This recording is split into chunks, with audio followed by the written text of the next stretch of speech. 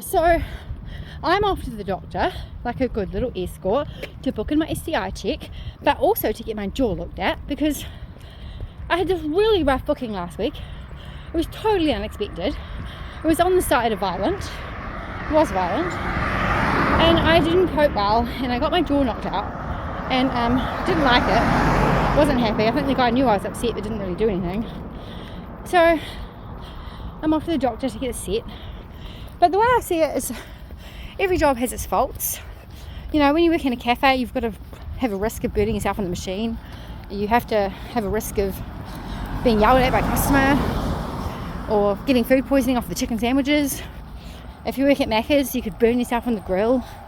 If you're a builder, you could nail yourself to the building.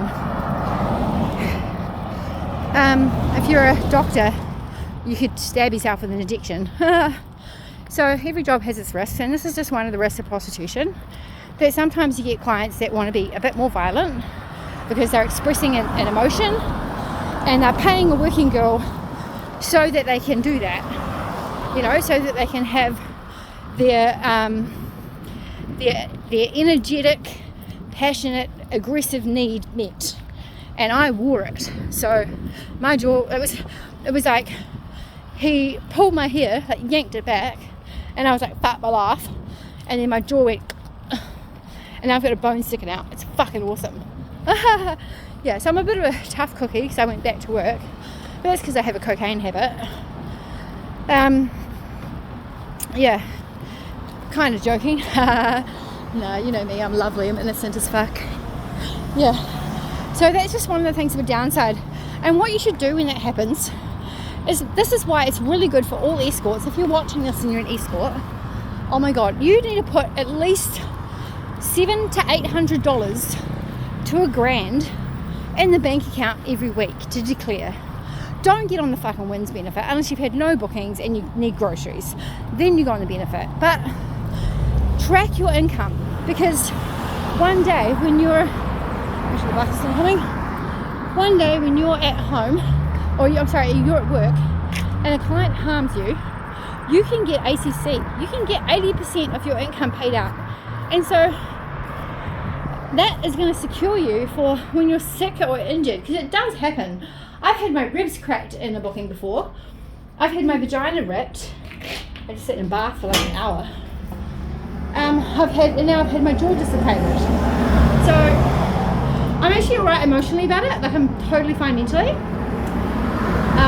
It's more because I'm okay, because I know I'm not sad, because I know I've got backup, and that backup is ACC, and that means that I'm going to be looked after financially, so that I can take time off to heal. And maybe I'll go and talk to my therapist about some of the trauma around that and make sure that I'm okay.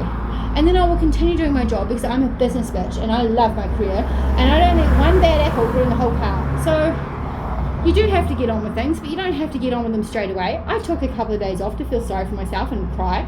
I don't really cry, but I felt sorry for myself. I got stoned and drunk and stuff, as you do.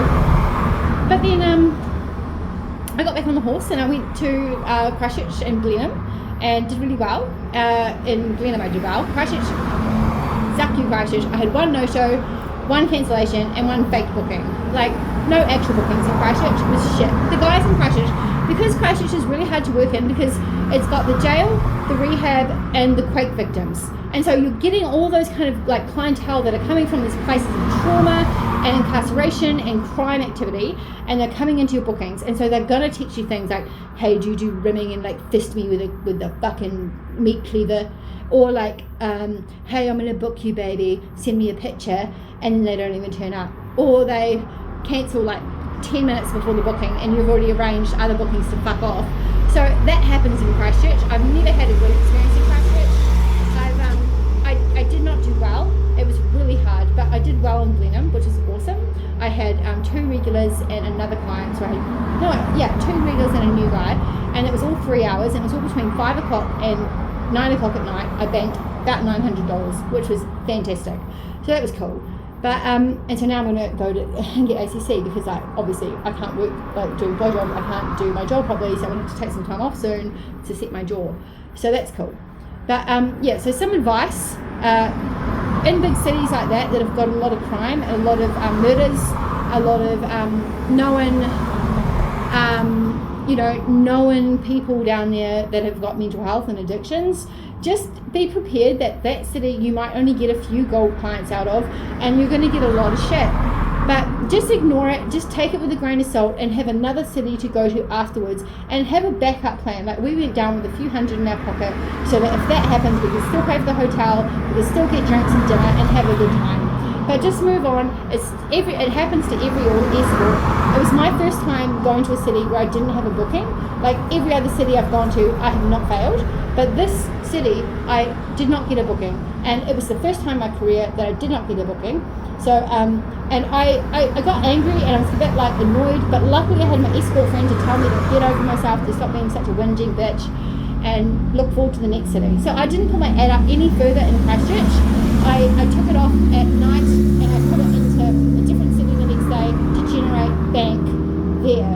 And then I went there and got those bookings, and that was my saving grace. So now I can go and afford to go to the doctor to get my fucking jaw looked at. So that's just some advice for escorting world, and some tips about, bank your money, please. You're going to get injured at some point. Every job has workplace injuries. It's not just the sex industry. You could be on a ladder as a window cleaner and fall off. As an escort, you could meet a violent client and get injured. So back yourself up with money. Back yourself up with a track record of your income. Don't be a dick and think I'm just going to spend it all and not pay tax. It's actually worth paying tax sometimes. I haven't paid all my tax. I haven't done always the right thing, but the majority of the time I've kept a record. And I am on the benefit as well, but I don't get it every week. So weeks that I earn like over $800, I will tell Wins, I'll say, hey, I earned $800 this week, don't give me the benefit, I can afford to pay my rent. And they're like, sweet.